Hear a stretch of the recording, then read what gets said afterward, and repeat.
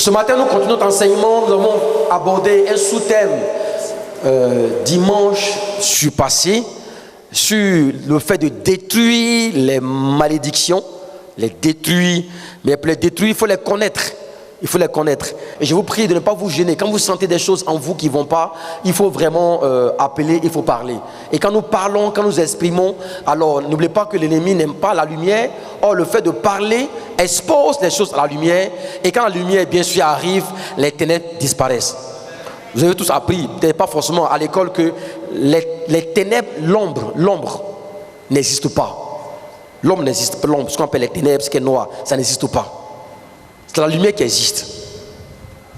Et quand la lumière apparaît, aussitôt, les ténèbres disparaissent.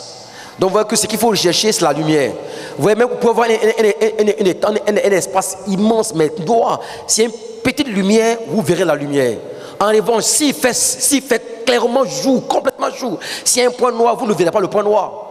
C'est-à-dire que la lumière absorbe les ténèbres. C'est pourquoi c'est une bonne chose de parler, afin que ce qui pouvait constituer un élément, n'est-ce pas, de ténèbres, ne puisse pas survivre en vous. Est-ce que quelqu'un peut dire Amen? On a aussi évoqué les faux témoignages. On a aussi parlé du fait d'abuser du faible. On a pris l'exemple de Akab, qui avec sa femme Jézabel avait dépossédé Naboth de son champ. Akab il convoitait le champ de Naboth. Et il a inventé une histoire pour dire que Naboth a injuré Dieu, il s'est rebellé contre Dieu et le roi. Or, c'était des crimes graves en Israël. Il a été condamné, il a été lapidé et Akab s'est assis et a récupéré plutôt son champ. Et Dieu a dit pour ce que tu as fait. La même manière, Akab a été, Naboth a été tué, a été frappé. Toi aussi, les chiens vont lécher ton sang. Les chiens vont lécher ton sang. Toi et tes enfants, mais aussi les chiens vont lécher le sang de ta femme Jézabel. Et quand Akab a entendu cela, Akab s'est repenti et Dieu lui a pardonné. Mais l'ascendant de Dieu est malgré tout tombé sur ses enfants. J'ai montré que si Akab s'est repenti, Dieu l'a pardonné et la malédiction n'est pas arrivée sur la vie de ses enfants. Mais si ses enfants s'étaient aussi repentis, la malédiction n'allait pas leur arriver. J'ai aussi parlé du fait que le fait de tuer gratuitement peut ouvrir des portes à des jugements de Dieu. Mais le fait aussi d'initier des gens à la pratique de la sorcellerie.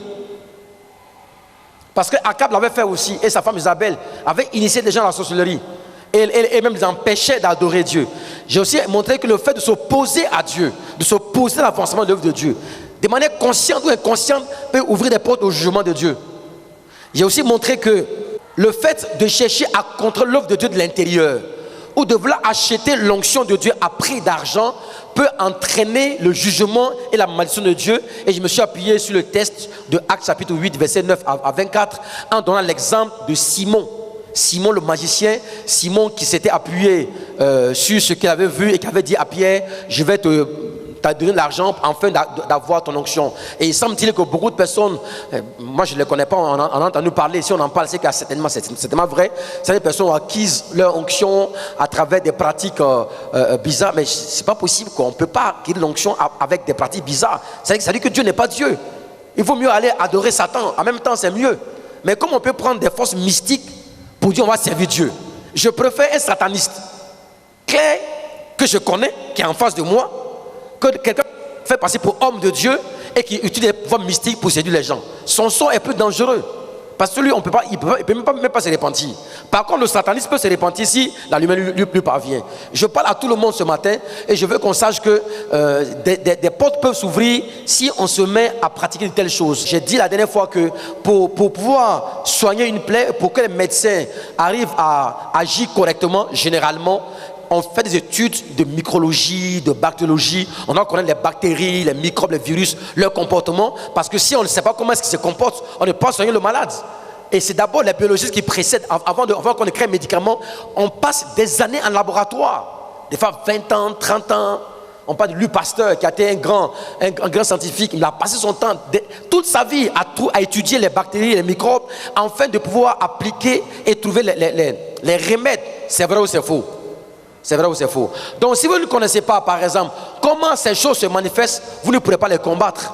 Et c'est pourquoi je les expose assez rapidement pour que nous soyons conscients que ces choses existent et qu'il faut absolument prendre des précautions pour ne pas que ça se répète dans nos vies. Il faut dire Amen avec moi. Très bien.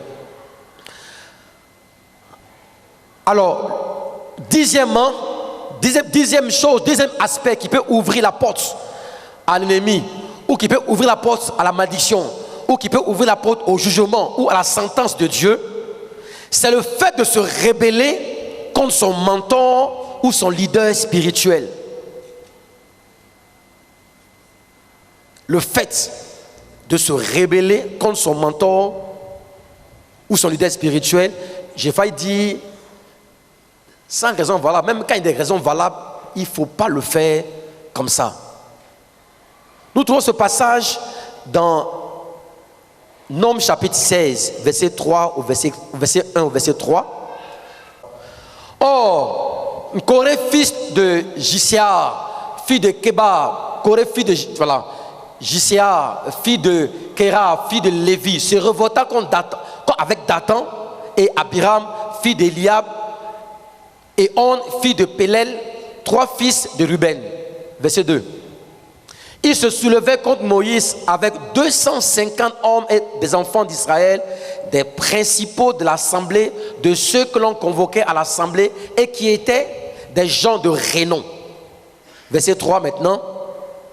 Ils s'assemblaient contre Moïse et Aaron et leur dit: ça n'est assez, car toute l'assemblée tous sont saints et l'Éternel est au milieu d'eux. Pourquoi vous élevez-vous au-dessus de nous et au-dessus de l'assemblée de l'Éternel? Amen, je m'arrête là. La Bible ne dit pas qu'est-ce qu'il les a pris. Moi, il me demande qu'est-ce qu'il les a pris. Mais on peut supposer qu'ils faisaient partie de ceux qui sont sortis d'Égypte, ont commencé à critiquer Moïse.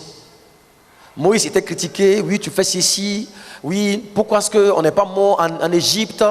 On aurait pu manger nos concombres, on aurait pu manger nos tomates et tout cela. On préférait être dans l'esclavage que de venir ici souffrir dans ce désert affreux où on ne mange que la caille. Franchement, toutes sortes de plaintes.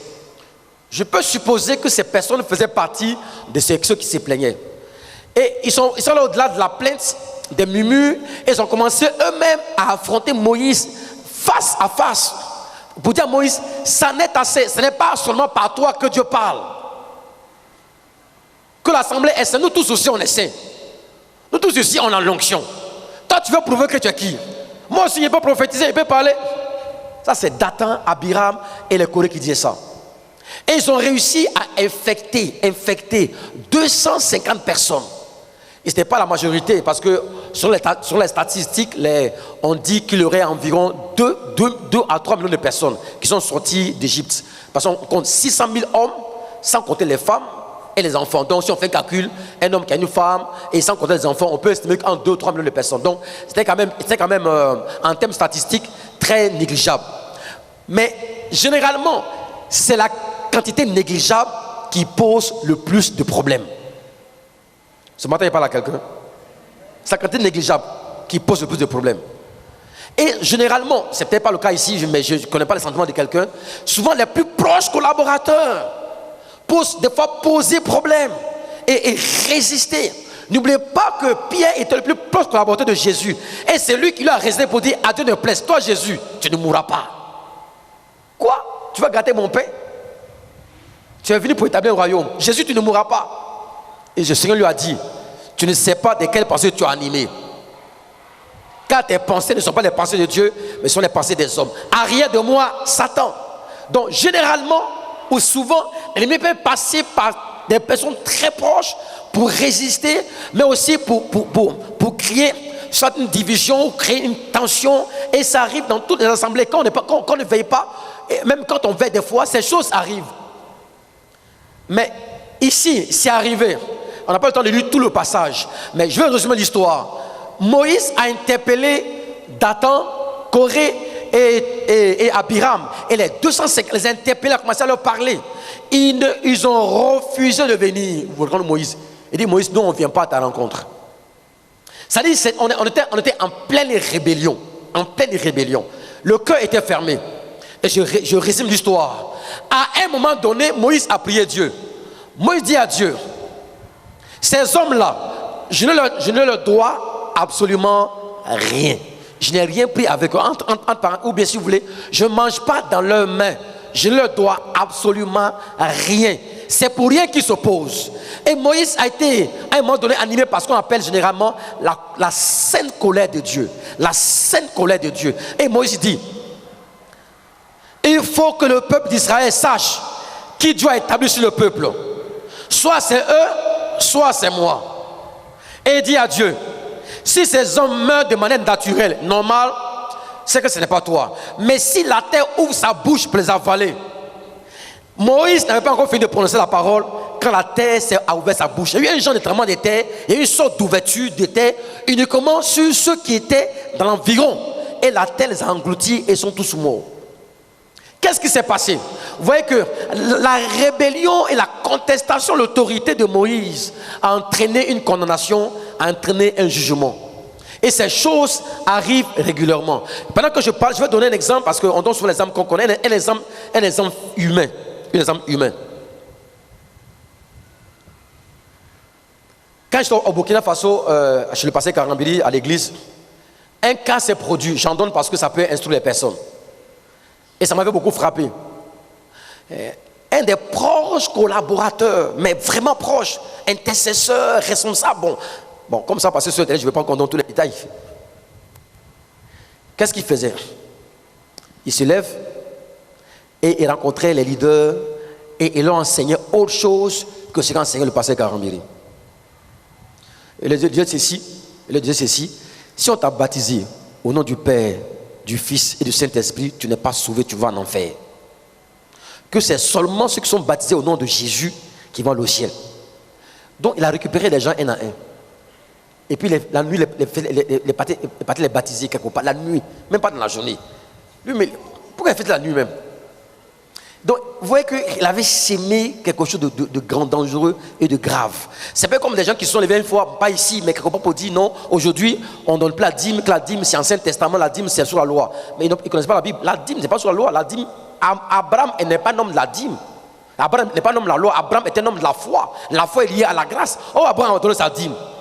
Donc, c'est pas lié à la loi. Bref, je ne suis même pas sur la dîme. Donc, vous voyez que quand quelqu'un enseigne autre chose dans une assemblée, c'est que la personne, quel que soit ce qu'elle fait, elle vient être un agent de l'ennemi. Et c'est arrivé dans la grande église du pasteur Karambiri. L'église a été secouée. Le monsieur même m'a rencontré. Et il m'a parlé. Je lui ai dit, monsieur, je ne crois pas à ton évangile. Au cours d'un rassemblement des jeunes étudiants, puisqu'il était le leader du mouvement des étudiants, on lui a donné un thème précis. Il a dévié son thème. Il a commencé à parler de baptême. Je lui ai dit, je ne crois pas à ton message là. On a discuté ardemment. Et le pasteur a dû donner un enseignement. Vous savez, quand les choses se passent dans une église, il faut toujours procéder par la parole. Il faut dire amen avec moi. Par la parole. Il a enseigné. Et au bout d'un moment donné, excédé par la colère divine, bien sûr, la prononciation de parole. Si tu ne veux pas bâtir ce champ-là, comme c'est pas toi qui l'as bâti, va toi-même créer ton propre champ. Mais le champ que j'ai bâti là, si toi tu veux bâtir dedans, s'aimer dedans, tu vas savoir qui c'est Dieu et qui c'est pas Dieu. C'est comme ça. Donc la même chose est arrivée à Moïse. Enfin, vous voyez, la même chose, non, c'est arrivé à Moïse. Ça arrive très souvent. Et il a prononcé cette parole, ce qu'il constate après, c'est que le monsieur a disparu. Lui et tout son groupe. Aujourd'hui, ils sont éteints. C'est-à-dire éteints là, éteints. Il y a un qui a enceinte une femme, il y a un qui a fait des bêtises, qui a été renvoyé. Bref, si tu veux, vous voyez, les œuvres qu'ils ont produites ont montré que c'est dans le faux. Donc vous voyez que ces attitudes-là de rébellion et tout cela peut ouvrir la porte au jugement de Dieu. C'est pourquoi il aime bien d'enseigner cela, en fait que le cœur soit un cœur pur. Certaines personnes sont dans une église, c'est pas encore le cas ici, je prie qu'ils ne soient pas ici. Et puis ils sont intéressés par le ministère. Et ils s'appuient sur l'église. Et puis ils commencent à recruter des gens. Et ils font leur propre ministère. Mais ils sont sous la malédiction. Et des gens arrivent après les leaders. Ils prennent les leaders les gens les plus fidèles, souvent même ceux qui sont bien fortunés. Ils ne prennent jamais ceux qui se cherchent dans la prière. Ils prennent toujours ceux qui ont un peu d'argent. Et ils s'en vont commencer leur église. Et ils pensent que Dieu est avec eux. Mais ce qu'ils ont semé, ils vont le moissonner. Je suis obligé de te prêcher cela pour que ces choses ne puissent jamais arriver. Il faut dire amen avec moi. Parce que ce sont des portes qui s'ouvrent. On peut avoir commencé une église avec beaucoup de personnes. Mais si la base a été fausse et qu'elle ne vient pas de Dieu, on peut en payer le prix toute sa vie. Il y en a même qui ont subi de jugement et des morts. J'ai commencé avec ma femme à 2 et puis avec le soeur Eleonore. J'ai jamais pris finir chez quelqu'un d'autre. Bien sûr, si les gens viennent, tu les prends. Je dis ça pour que on soit averti des choses qui peuvent arriver, parce que beaucoup d'églises ont été bâties sur cette base-là. Un bon leader, il parle bien. Ah, il fait pour moi. Il fait pour moi. Et puis ils mettent à côté, ils créent leur situation et puis ils évoluent doucement comme ça. Et ça, c'est un peu l'esprit de fille de Corée et l'esprit de Dathan. Est-ce que je parle à quelqu'un ce matin? 11e porte, 11e cause de malédiction ou de jugement de Dieu. Je vais aller assez vite. C'est s'opposer au salut des âmes ou empêcher par tout moyen des personnes de donner leur vie à Dieu. S'opposer au salut des âmes ou employer tous les moyens possibles pour que quelqu'un ne soit pas sauvé. Vous trouvez ça dans Actes chapitre 13, du verset 6 au verset 12. Actes chapitre 13, du verset 6 au verset 12. Un homme qu'on appelle Elimas. Lui, cet homme-là, s'était levé. Pendant que Paul et Barnabas prêchaient l'évangile, eux, ils étaient là pour dissuader le Romain qui voulait se donner au Seigneur de le faire. Il le dissuadait, il employait d'autres moyens pour dire non, ne l'écoute pas et tout cela. À un moment donné, voilà, c'est on dit, ayant ensuite traversé toute l'île jusqu'à Paphos, il trouvait un certain magicien, faux prophète juif nommé Bar Jésus. On l'appelle Bar Jésus, Bar. C'est un homme qui est dans les bars. Bon, c'est pas vrai, mais je dis ça comme ça pour rire. On l'appelle Bar Jésus. Là, c'est un qui aime les bars. Qui était avec le proconsul Cyrus Paulus, homme intelligent. Ce dernier fit appeler Barnabas et Saul et manifesta le désir d'entendre la parole de Dieu. Suivant. Mais Elimas, le magicien, car c'est ce qui signifie son nom, leur faisait opposition, cherchant à détourner de la foi le proconsul. Donc le fait de chercher à détourner quelqu'un de la foi peut entraîner un jugement de Dieu, peut entraîner une malédiction de Dieu, peut entraîner une sentence de Dieu. Il ne faut jamais le faire de quelque manière que ce soit. Alors Saul appelait aussi Paul, rempli du Saint-Esprit, fixa les regards sur lui et dit: homme plein de toute espèce de ruse et de fraude, fils du diable, ennemi de toute justice, ne cesseras-tu point de pervertir les voies droites du Seigneur? Ne cesseras-tu pas de pervertir les voies du Seigneur? Le verset suivant. Maintenant, voici, la main du Seigneur est sur toi, on peut dire contre toi, tu seras aveugle et pour un temps tu ne verras point le soleil. Aussitôt l'obscurité et les ténèbres tombaient sur lui et il cherchait en tâtonnant les personnes pour le guider. Tout de suite, Dieu l'a frappé de jugement et cet homme a perdu la vue. Vous voyez que l'apôtre Paul était excédé. Mais ça peut passer en un jour. Il a dû prendre du temps pour voir, des fois, la patience, observer les choses. Et puis tout d'un coup, il se rend compte que le monsieur persévère dans ses voies. Paul dit, ça suffit comme ça. Tu seras frappé. Et tout d'un coup, cet homme perd la vue. Et on ne parle plus jamais de lui, c'est terminé. Vous voyez, Dieu a toujours le dernier mot. C'est pourquoi, lorsqu'on empêche quelqu'un, par quelque moyen que ce soit, d'entendre l'évangile ou de le détourner, ça arrive dans les églises. Ça arrive dans les églises. Pendant que tu prêches, ce qu'il prêche là, c'est fou, hein. C'est fou. Toi, moi, j'ai un livre, une révélation. Moi, j'ai une révélation particulière. Ce que tu as fait là, c'est pas vrai. C'est pas comme ça, c'est comme ça. Toi, tu es qui? Et puis, c'est à toi, tu vas révéler une vérité qui n'a jamais dite au Père depuis 2000 ans. Toi, tu es qui? Chaque fois qu'il y a une vérité particulière, chaque fois qu'un homme de Dieu, une femme de Dieu prêche un message particulier qu'aucun autre n'a prêché auparavant, c'est un faux. C'est un faux. Moi, ce que je prêche là, c'est ce que les pères prêchent. C'est ce qu'on prêche depuis des générations. Je n'ai pas un message particulier à moi pour dire non, aujourd'hui, moi, je m'en fais comme ça. C'est comme ça. Bon, c'est un peu caricatural ce que je fais. Mais montrer que le Saint-Esprit n'a pas changé. Il ne peut pas donner à un homme et une femme quelque chose de particulier que personne d'autre n'a. À part toi, personne ne prêche ça. Toi, tu es qui? C'est un signe que tu n'es pas de Dieu. Il faut dire Amen avec moi. Maintenant, on a un message particulier dans le sens qu'il y en a qui insistent sur le salut, d'autres insistent sur la sanctification, d'autres encore insistent sur, par exemple, la prospérité, d'autres insistent sur la délivrance, sur la foi, sur l'excellence. Ça, c'est différent. Mais en termes de révélation de la parole de Dieu, c'est la même parole que nous prêchons. Et je crois au message que les pères ont prêché, que les pères ont reçu depuis des générations. Il faut dire Amen. Donc, vous voyez, il y a une particularité qui peut faire en sorte que quelqu'un peut penser qu'il est supérieur à quelqu'un d'autre, c'est qui est faux. Douzième cause qui peut provoquer la colère de Dieu, provoquer le jugement de Dieu et bloquer la vie de quelques personnes ou de bloquer les prières ou apporter même la malédiction dans la vie de quelqu'un, c'est le fait de mentir sur son mentor pour soutirer de l'argent. Le fait de mentir sur son mentor pour soutirer de l'argent.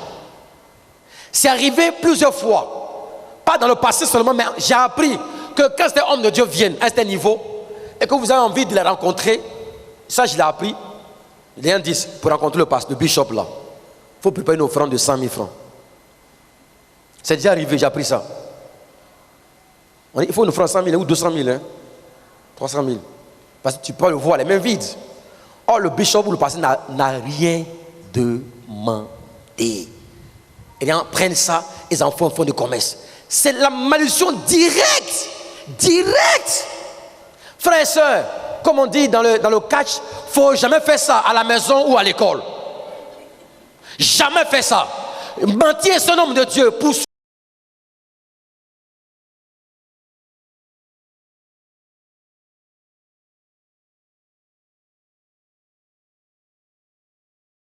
soutirer l'argent à des chercheurs de Dieu, à des gens qui cherchent Dieu. Elle leur dit que non, pour voir le bishop, le prophète ou telle personne, il faut d'abord payer. Si tu n'as pas payé, il ne va pas te recevoir.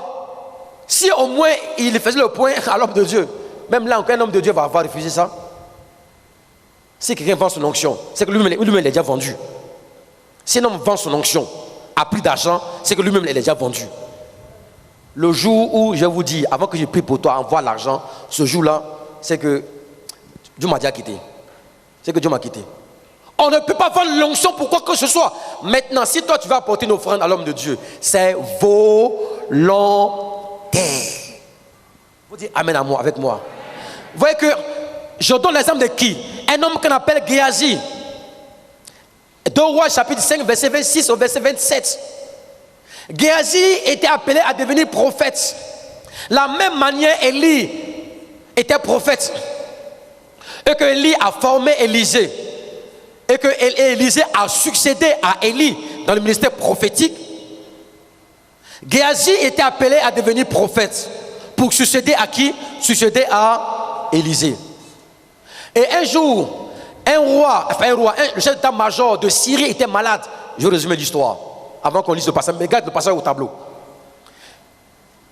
Et puis sa servante lui a dit, si tu vas en Samarie, en Israël, il y a un prophète, il est là-bas. Il va prier pour toi et tu seras purifié. Et il est parti. Il a prié, Élisée n'a pas prié pour lui. Élisée lui a dit, va te laver 7 fois dans le Jourdain. Il a discuté un peu, et puis après, on lui a dit, mais ça t'écoute quoi? Faut te baigner 7 fois. Si après 7 fois, il n'y a rien. Quand il a fait la 7e fois, il a été purifié. Et il est venu dire merci, tout cela, il a apporté de l'or. Élisée dit, j'ai pas besoin de tout ça. J'ai pas besoin de ça, il faut prendre. Bon, c'était son choix. Il pouvait prendre comme il peut ne pas prendre. Le monsieur était encore païen. Il ne fallait pas qu'il ait l'impression que l'onction de Dieu, la guérison, est amarchandée. Très bien, je précise encore, on peut faire à un homme de Dieu des offrandes volontaires. Vous-même, vous avez envie, vous le faites. Mais Élisée a refusé de prendre son offrande pour plusieurs raisons.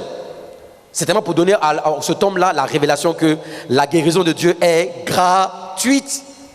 Maintenant, son serviteur, son collaborateur, Géasi est assis. Il a employé un langage ivoirien. Il dit, mon vieux père là, il n'est pas normal.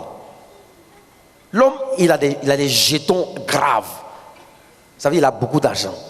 C'est un général d'armée. Il avait de l'or, du diamant. Il est venu avec plein de, je ne sais pas quoi, de chevaux, une grande puissance, mais vraiment, avec des habits brillants. Ok.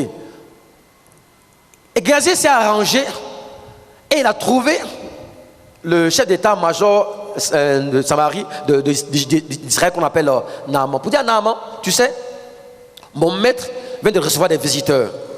Donc il m'envoie te dire de lui donner des habits, de lui donner de l'or. Et il lui a donné de l'or et des habits. Est-ce que Élisée avait demandé de prendre l'argent avec ce monsieur qui a été guéri? Non. Géasi est allé et a caché ce tort ou ses richesses quelque part dans une maison. Comme on dit, il a mangé et il a essuyé sa bouche. Pas vu sa bouche. Il a essuyé sa bouche. Personne ne sait. On va dans son ventre. Et il vient chez son vieux père. Et Élisée dit, mon esprit n'était-il pas avec toi? Ah, j'aime ça.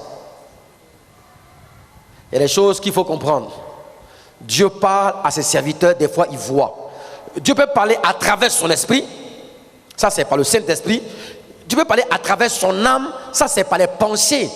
Parce qu'il y a deux choses. Il y a l'esprit, la dimension de l'esprit, là c'est spirituel. La dimension de l'âme, ça c'est au niveau des pensées, l'intelligence et la connaissance. Parce que le cœur, qu'on appelle aussi l'âme, est le siège des pensées et du raisonnement. Donc on peut savoir des choses par réflexion. Mais lui, ce n'est pas par réflexion ni par pensée, mais il a su par l'esprit. Que mon esprit était avec toi. Lorsque tu as pris ces biens, est-ce le temps maintenant de prendre de l'argent? Il dit, voici, la lèpre qui était sur qui? La lèpre qui était sur Géasi vient sur toi. La lèpre de Naaman s'attachera à toi et à ta postérité pour toujours. Et Géasi soit de la présence de l'Élysée avec une lèpre comme la neige. C'est-à-dire, ce n'est pas seulement lui. Lui et sa descendance ont été maudites. Frères et sœurs, je suis obligé de vous enseigner la vérité. Il y a des choses auxquelles il ne faut jamais toucher. C'est la même chose que faisaient les filles du sacrificateur Élie. Élie sans eux. Sacrificateur. Ses fils étaient dans le temple et ses fils mangeaient les viandes, enfin les holocaustes qui étaient présentés. Ils faisaient pire, ils couchaient avec les femmes. Et le péché avait été un tel niveau que c'était plus tolérable. Et Dieu a parlé à Samuel. Et Dieu dit à Élie, ça c'est trop tard. Tes enfants vont être déchus du sacerdoce. Comprenez quelque chose. Il y a des actes qui attirent la colère de Dieu ou qui provoquent la malédiction ou qui provoquent le jugement de Dieu. Et il ne faut jamais faire ça. Jamais faire ça. Parce qu'il y a des luttes qu'on peut mener. Et on ne comprend pas pourquoi est-ce qu'on mène ces luttes-là. Mais on a posé des actes qui nous poursuivent. Et malheureusement, la condamnation est tombée sur les fils de Élie. Et aussi, le jugement est tombé sur qui? Sur Géasi. Il dit, ce n'est pas le temps de prendre de l'argent. Moi, je crois que le ministère a besoin de l'argent. Je crois vraiment à cela. Les onctions ont besoin de ressources pour avancer. Ça, à ce niveau, il n'y a pas de discussion. Mais ne jamais faire de l'argent la préoccupation pour laquelle on prêche l'évangile. Et malheureusement, beaucoup deviennent hommes de Dieu parce que comme ça n'a pas marché à l'école, ou bien que le salaire n'est pas facile, ou c'est dur, ils créent église. Je peux dire la vérité. Ils créent église, ou bien ils s'engagent dans le ministère, juste pour avoir la pitance. Donc, toutes les ressources de l'église vont vers sa personne. On raconte l'histoire d'un homme de Dieu qui est sur un gars et qui avait un âme. Comment toi, ton église est sur un gars et toi tu as un âme?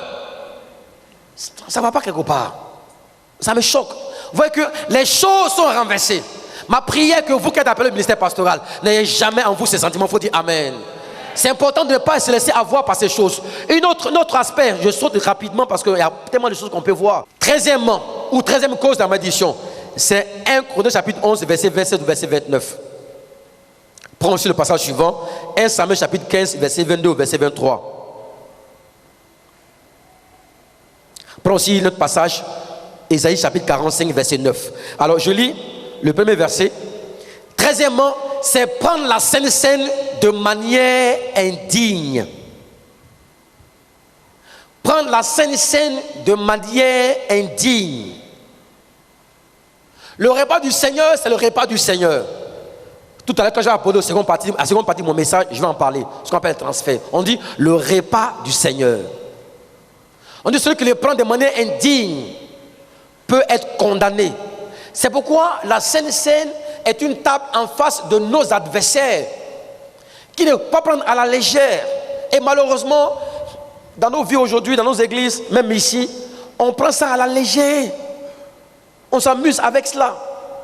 On vit dans le péché le samedi, et puis dimanche, on est très saint. Et lundi on devient pécheur. Et on prend la Sainte Seine, comme ça, en dansant. Ma prière est que nous comprenons que des fois on bloque nos vies parce qu'on ne respecte pas le repas du Seigneur. Si on ne respecte pas ce qui est consacré à Dieu, pourquoi devons-nous nous attendre à ce que Dieu nous respecte? Si on ne respecte pas le repas du Seigneur, pourquoi devons-nous attendre à ce que Dieu nous respecte? Si un homme est fâché, on m'a appris quand j'étais petit que l'une des choses qui fait mal à une femme, c'est pas le gifler, pas gifler ta femme, même pas l'insulter même. Il y a pire que ça. Et t'apportes ta nourriture et tu verses ça. À une femme, tu fais ça à une femme, mais tu l'as tuée. Tu goûtes un peu. C'est ça, n'importe quoi. Préparer n'importe quoi ici. Tape, jette ça. Sa nourriture, alors ta femme, tu fais ça, c'est fini. Elle va jamais te pardonner ça. Les femmes, c'est vrai ou c'est faux? C'est pire qu'une injure. C'est vrai ou c'est faux? C'est pire que même la gifler. Là, tu as touché son âme. Parce que tu as méprisé sa nourriture, tu l'as méprisé. Mais est-ce que c'est pas que nous faisons quand on méprise le repas du Seigneur? On vit dans le péché, on vit dans le mensonge. Dimanche, on prend la Sainte Seine, on boit et il n'y a rien. Et maintenant, on dit à Dieu, oh Dieu, bénis-moi. Dieu dit, te bénir comment? Tu méprises mon repas et tu veux ma bénédiction. Il faut qu'on cesse ça. Il faut dire amen avec moi. Il faut dire le pasteur a raison. Il faut se préparer à mener une vie qui glorifie Dieu. On ne peut pas mépriser le repas du Seigneur et puis espérer recevoir sa grâce et sa bénédiction. Ça ne marche pas. Même le passage 1 Corinthiens chapitre 11, le verset 27 ou verset 29. C'est pourquoi celui qui mangera le pain et boira la coupe du Seigneur indignement sera coupable envers le corps et le sang du Seigneur. On dit, sera coupable. C'est une malédiction. C'est un jugement. On déclare culpabilité. La sentence, on appelle ça le prononcé du jugement. Cette sentence qui est prononcée en premier dernier ressort, sans possibilité de recours, devant quel recours que ce soit. Tu peux avoir recours devant qui? Dieu est le seul juge, le juge suprême. Et dit, celui qui le fait se condamne lui-même. Et dans la suite, il dit que chacun donc s'éprouve soi-même, s'examine, et qu'ainsi il mange du pain et boive de la coupe. Sur le passage suivant encore. Car celui qui mange et boit sans discerner le corps du Seigneur mange et boit un jugement contre lui-même. Ah, c'est fort, hein? Comment est-ce qu'on peut manger et boire un jugement contre soi-même? C'est grave. C'est pourquoi vous voyez que je ne dis pas qu'on est sans tâche, sans défaut. Au contraire, justement, la table est faite pour ça. Venons et plaidons. Si nos péchés sont comme le cramoisi, ils seront blancs comme la neige. Donc, devant la table du Seigneur, il dit, Seigneur, je reconnais ma vie de péché, mes injustices, mes mensonges, mes faux coups, mes sans coups. On ne voit pas quelque part, je sais que ma vie n'est pas droite. Oh Dieu, pardonne-moi. Aie pitié de moi, Seigneur. Fais-moi grâce. C'est l'occasion de dire, Seigneur, pardonne-moi. Là, tu te répands vraiment. Dis, Seigneur, je viens à toi. Purifie ma vie. Enlève-moi tous ces péchés. Et permets-moi de mener une vie à la gloire de ton nom. Il faut dire Amen. Et ainsi, en t'examinant et en demandant pardon à Dieu, si tu prends la Sainte Seine, non seulement le Seigneur te purifie, te pardonne, mais donne la puissance et la force de marcher sur le péché. Il faut dire Amen. C'est ce qu'il faut faire.